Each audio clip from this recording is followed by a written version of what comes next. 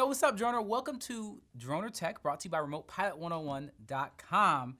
And I got my homie Terrance here today because he is a professional drone pilot who I have had the honor of working with and being scared the crap out of me while we're working together because this man gets it done in a way that's new to me. How you doing, brother?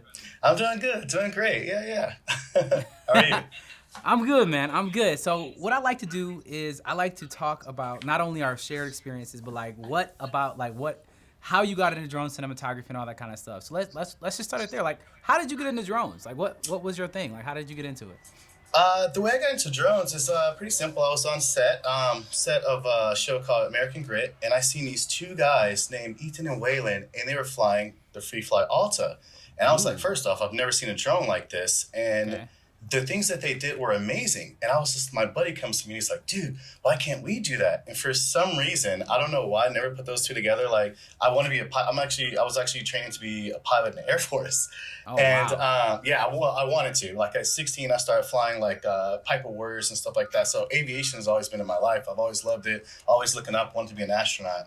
And I fell into filming. And on this set, my buddy just brought it to me. He goes, yo, bro, why don't we do that? And it just was like somebody hit me with a hammer and was like, dude, aviation, cinematography, boom, Ariel Cinematographer. And it was just like, I got to do this. And I just went on this, I would say like a year of just researching different drones and things to do. And I was even, I was on the early side of it where you had to actually fly an actual plane to get your sports pilot license to be a drone operator. Wow, this is like 333 exemption days, wasn't it? Yes. So I was up there sweating, flying actual planes, like, oh, it was cool. I loved it though. Yeah, I mean, you could have done the hot air balloon though. You didn't have to go get a plane.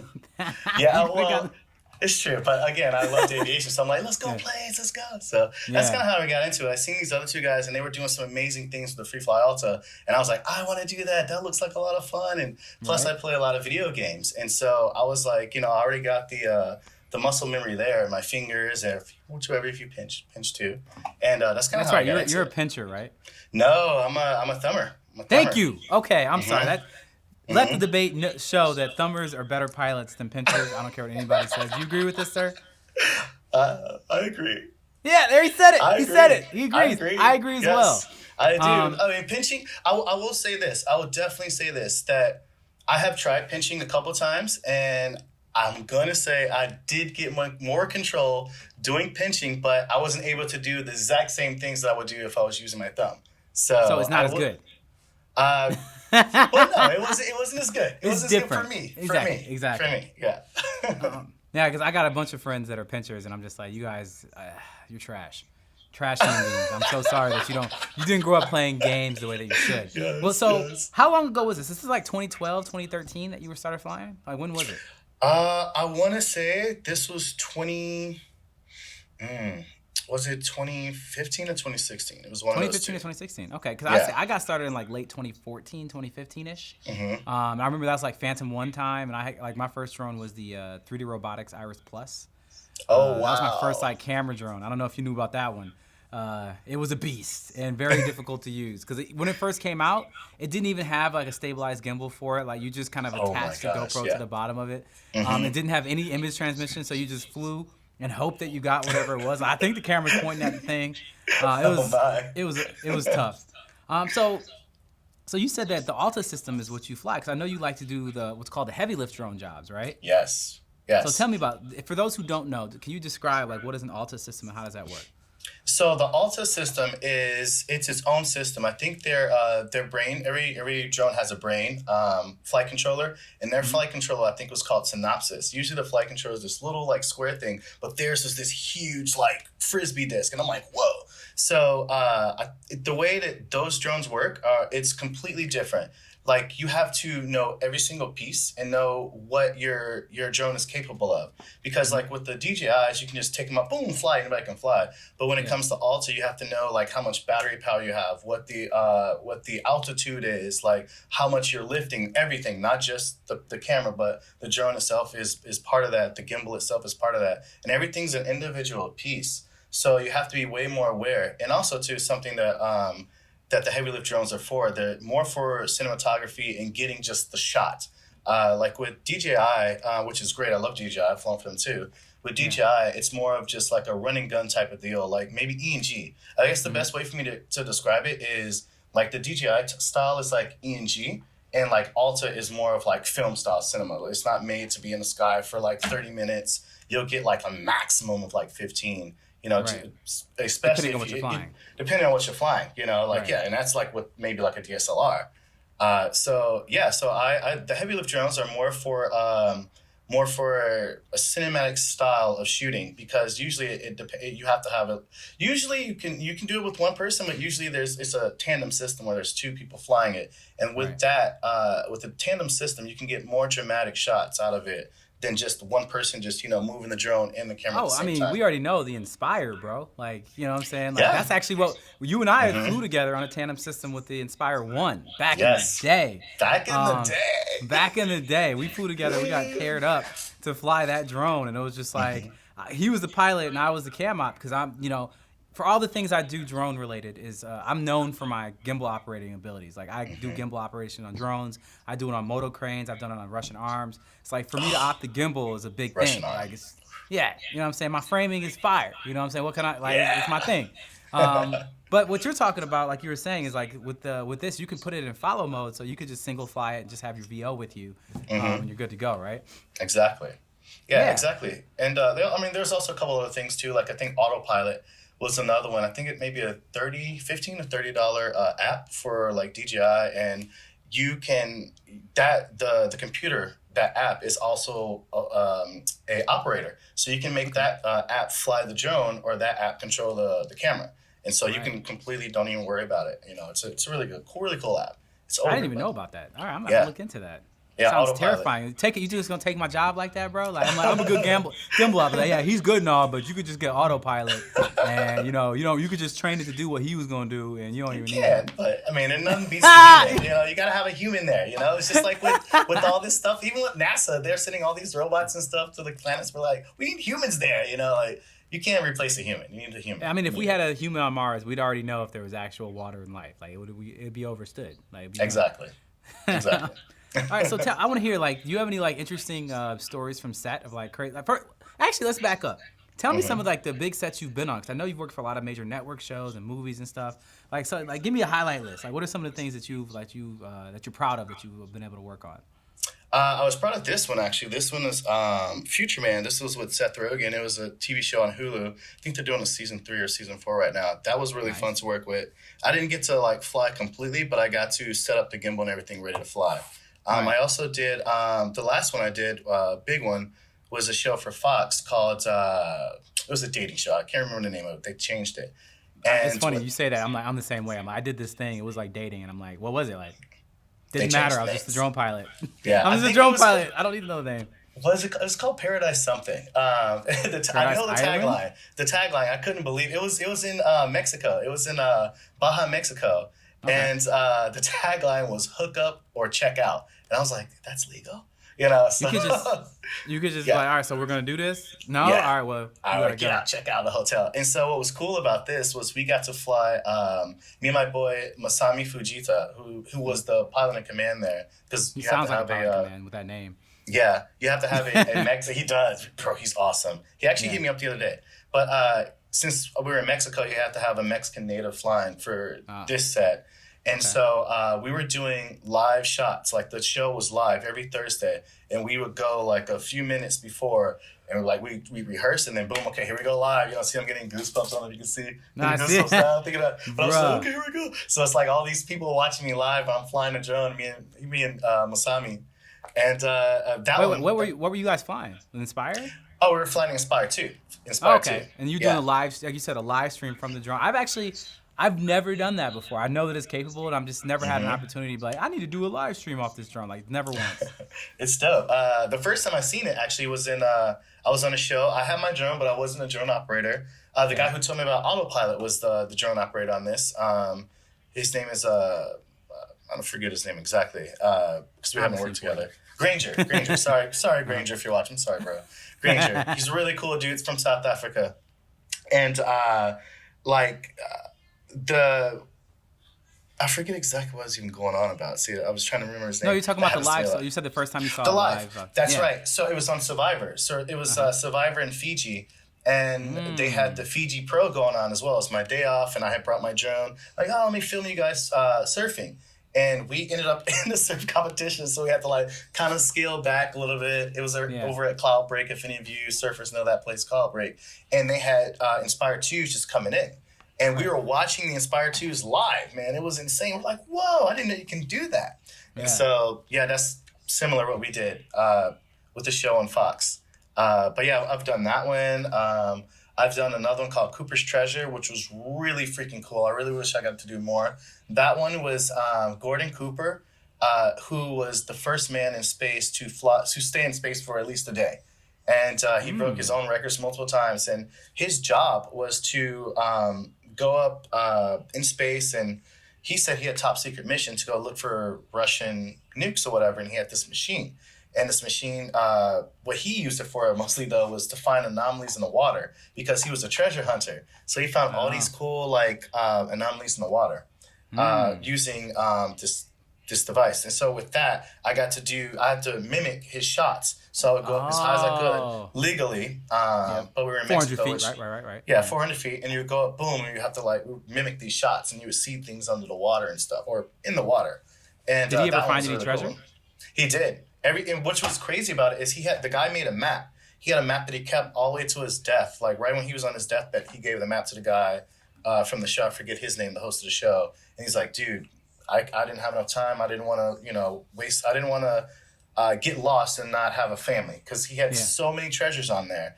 So many anomalies that he found in space that he was just like, I'm going to go crazy doing this. So this other guy did it. And 3 of the places we went to all had treasure, just like you said. So what? Yeah. So wait, who got to keep the treasure?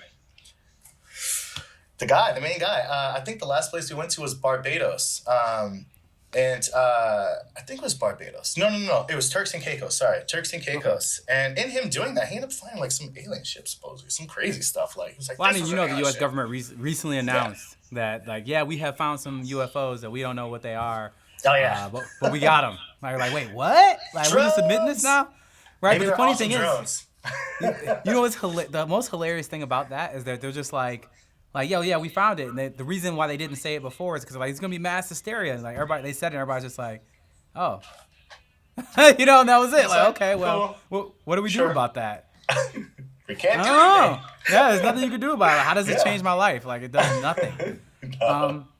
All right, so like one of the questions I love to ask everybody that I get to talk to is, do you have any stories that you had to learn a hard lesson that taught you something that changed you as a drone pilot?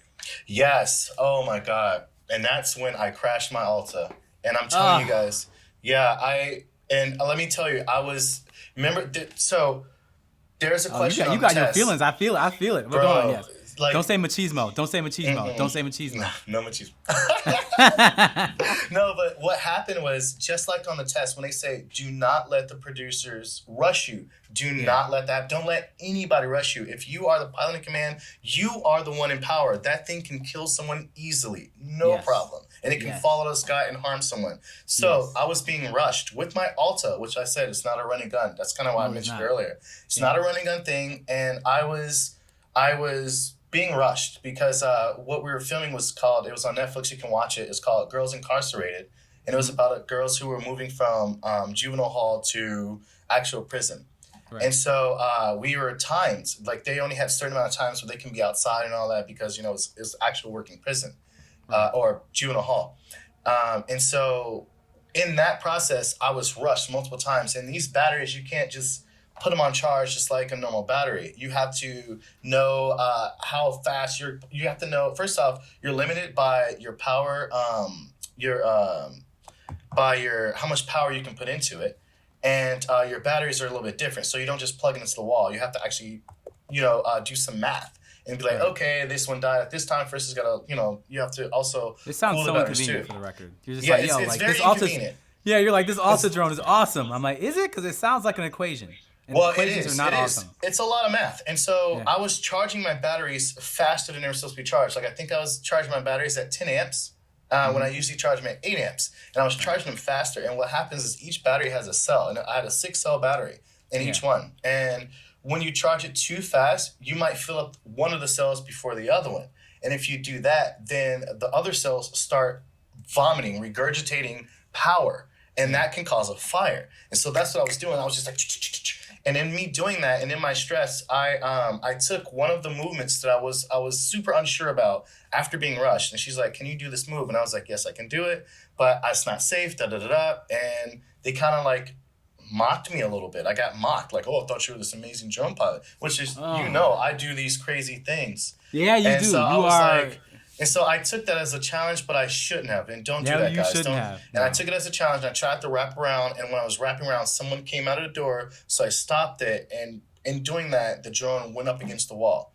And it crashed. And I broke one of my arms and 3 of my propellers. And it was all because I was rushed. And the crazy thing about it is I said that. I was like, I'm going to crash this drone today because... And I kept telling the producers and the cinematographer, the Ariel Cinematographer, I was like, this drone's not made for that. This drone's not made to be run and gun. If you want that, you go get an Alta, a Inspire, or you go get a Mavic. Don't do that with the Alta. The Alta is meant to do one certain thing, and then boom, you set it down. You ask what else you need to do, send it up again, set it down, change the batteries. So I would say don't rush. Don't let anybody mock you or tell you that you can't do something. Even if you feel that you can do it and you think it's unsafe, don't do it. Safety is definitely number one priority when it comes to flying. So I would say the rushing, don't let it happen. And the thing is, I think you're really hitting on something I like to talk about to all other pro drone cinematographers is about the pressure. And the thing is, like, a lot of people like to talk about, like, oh, it has to be so much fun to be a pro drone pilot. You get to play with toys all day. And, like, in theory, that's kind of what it is. Like, I'm playing with toys, but they're, like, dangerous toys that can hurt people. And then you don't understand the pressure is that, like, you're working on a set that's like, all right, it's $150,000 to run this set today. We only have 5 minutes to get this one shot. This is the only chance you're going to get. And we don't have a show if we don't have this shot. You're the drone pilot. Go. You're just like, wait, what? Like, hold on a second. Like, I've been sitting here for 5 hours doing nothing, and now suddenly you want me to be in control of everything, and like everybody's fate is now suddenly in my hands. And also, by the way, I didn't tell you this before, but I want you to fly directly next to the actor, and go around them, and it's just all this dangerous stuff. And you got to be the person to say, like, first of all, no. Second of all, here's an alternative of something that you might want to do. Third of all, I need at least 5 minutes to get the shot set up, like I told you. And I recommend a practice run, but if we can't do that, let's go. But I'm not doing anything that's dangerous. Like, I explained all this to you. You're like, I know you're excited. I know your day's going. It's not as good as you want. You're behind schedule. We can get the shot. We just can't rush the shot because then we're rushing safety. And is that what you want to do? And you look over at the assistant director, like, do you want to rush safety? The assistant director's always like, no, sir, we're not rushing safety. It's like, no, we're not. So we're gonna do it like I said, And they're like, I don't like this drone pilot. Like, but you're gonna like my shots. Hey. You're going to like that shot, right? You're going to like the shot. You're going to be happy nobody got injured, Exactly. That's right. Exactly that's some real advice, brother. So it's funny because you've been talking about the Alta and you've been talking about DJI drones and all that. So the next question I have for you is when it comes to, like, the drone for the job, is what would you say are, let's say, your top 3 favorite drones ever? What are they? My top 3? Top 3. Okay, you know what? I would have to say the Mavic 2, Which one? The Hasselblad one, not the Zoom. I haven't messed with Pro. that one yet. That one, oh my gosh, I like to fly through stuff, and so that one lets me fly through everything. I flew through an entire house with that, no problems. Entire mansion. That one, the Alta for sure is which one? Is The 6 or really the 8? fun. I haven't flown the 8, but I will say the 8 only because the 6 is smooth, it's buttery. Like, so with the DJIs, it depends. A lot of people fly tethered, which I call it tethered, which is when you're connected to the satellites. To me, that's tethered. I like to fly ATTI a lot because you're not tethered and it makes with these smoother moves. But the free fly Alta, it does those moves. It usually like a DJI drone, you'll see it kind of moves like this when it moves. The free fly kind of has this like dip in it when you move to the side. It doesn't just go like that. It kind of has it's like the motion it's like of a little dip kind of thing. Yeah. And so that's why I like that. And I would say the third one will have to be FPV drones. And if you want me to be specific, I might say the one I call the little honeybee. It's called the what is that one called? The Tiny Whoop? The Tiny Whoop. I'm trying to remember. I guess you can call it the Tiny. Yeah, the Tiny Whoop. Yeah, those are fun. Yeah, they're really fun. Yeah. Do you have one? Little brushless ones. Yeah, I have one. Yeah. I'm terrible. I know you fly. I know you could fly me. Like I saw you flying the Inspire like a madman. Yeah. I was so uncomfortable that day. I remember we were at this place where I remember they were doing the mural on the wall, and they had us flying in an alleyway, and you were like, I remember like 2 inches away from like a wall, and you were in ATTI mode. Yeah. You were in Addy mode, and the wind kept blowing and like pushing you towards the wall, and you kept fighting it, and you were just chilling. You were just like, "No, I'm good." Yeah. I got Fine, no, whatever. I was just like, if I was, I think I even told you that day. I was like, if I was the pilot right now, I would tell these guys they can kick rocks trying to get me to fly these shots. Like, I remember. Yeah. Yeah, I was like, I wouldn't have done it. Wouldn't have done that shot. Wouldn't have done that shot. And you're just like, no, man, I got it. And I was just like, I mean, is it worth it? Because I remember I'm flying the camera. I'm like, these shots aren't even that good. You know, it's like for what they were asking, I was just like, this isn't worth it. The juice wasn't worth the squeeze. But at the same time, I learned a lot about what kind of man you are. I'll tell you that. Like, you were just like, nah, bro. Like, I got a few inches on either side. I'm good. I fly Altas. You know, free fly. We out here. We out here. Alta, by the way, if you have you got to fly one yet? Or I have. Yeah, I've flown the 6 only one time. Okay. But I'd say the only heavy lift, I got to fly it for fun in a field. I didn't do it on the job. But I do the heavy lift that I get to fly is the Matrice 600. I want to fly that. See, that's why I was like, because I feel that would be one of my favorite drones if I flew it, because that's the one I wanted. No? Oh. I don't. It's an old drone, man. I don't really recommend it, mostly because it's just difficult, man. Like, so you have to use the Ronin, I think the MX, or the M for it, which is like one of the worst gimbals ever. Like, it's just not like they have improved their gimbals so much at DJI, like the Ronin S and the Ronin 2. Those those gimbals are incredible. Even like the Osmo 3 gimbal's incredible, but the Ronin M is a piece of crap. It's not very good, and it's the only gimbal that works on that drone. Yeah. So that's the biggest reason I don't like it, is because the gimbal isn't very good. The drone itself is fine. It has some issues, like when the legs are trying to lift up. When you go up with it, it has these legs that are supposed to lift out. And if there's any issues with those legs, then it can mess up your whole flight. Like one time, one of the legs didn't go all the way up, and for some reason, it flipped my control sticks. So imagine, exactly. You're like, what? So when I say flip my control sticks, I mean like my left stick is normally my throttle in my pan, right? And it flipped my left stick to my right stick, my right stick to my left stick. So I'm trying to throttle up. So I press up on the left one, and the drone flies forward. And I'm like, what just happened? So I had to figure it out. You know how that is. You got to figure out what you're doing. Like, I had to figure it out and then land it. And I was like, what just happened? Never learned what happened. Never figured it out, because we took off again. I fixed the obstruction on the leg, and it was fine. And I was like, that was dangerous as hell. What the heck?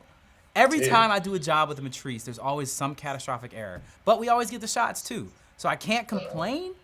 Well, I'm going to complain. I'm complaining. But all I'm saying is that we get the shots, have never crashed it. I've probably done maybe like 10 jobs with it. But I'm just saying there's got to be something better is where I'm at. Like, I think I would argue that just even from what you just told me, I don't know, because the Alta sounds difficult in general, considering that you're like, I got to learn how to charge your batteries and all that. This drone is a DJI drone, so all the batteries are they're DJI batteries. But it takes is six batteries that are all huge, all six 6S batteries to fly it, and the flight time is like maybe 20 minutes, maybe 15. With 6 of them? Wow. That's the only way it flies with 6. So I think 6S? Yeah. They're huge. All the batteries are huge. Yeah, they're huge. There's I got them right next to me over there. Yeah, they're huge. Yeah. So all I'm saying is that, like, it works. It does the job, but DJI could easily do better. So now all the new Matrices that they're putting out are like not meant for heavy lift, because DJI doesn't care about heavy lift. So they're like, the Matrices are for industrial use, so like scanning, like agriculture, like surveying and stuff like that. So they have all these array of cameras that they can use for it. But the Matrice 600 never got updated. So that's still a drone from like 2015, maybe 2016. That's still like all these old systems and all these old ways. It's like you fly it with the same app you fly the Inspire 1 with, and it's just like, oh my God. This is old, It's like it's just old. So I don't recommend it. So, you said that they're not interested in heavy lift. I think that's part of my fault. So, because I went and flew for DJI specifically one day, and it was not for anything to be filmed. It was for a test. Now I was flying. Jimmy was with me from Glide Aerials. Me and Jimmy I interviewed from Glide him. Aerials. Go ahead. Yep. Yeah. Me and Jimmy, hey, what's up, Jimmy? We were in Glide Aerials, and we went and flew with the guys who fly for Game of Thrones. And they also own like 70% of Shotover, and they do all of the police chases here in LA, the helicopter police chases. They do all those. That's and awesome. These guys, DJI had brought us all together for HBO brought us all together for a test.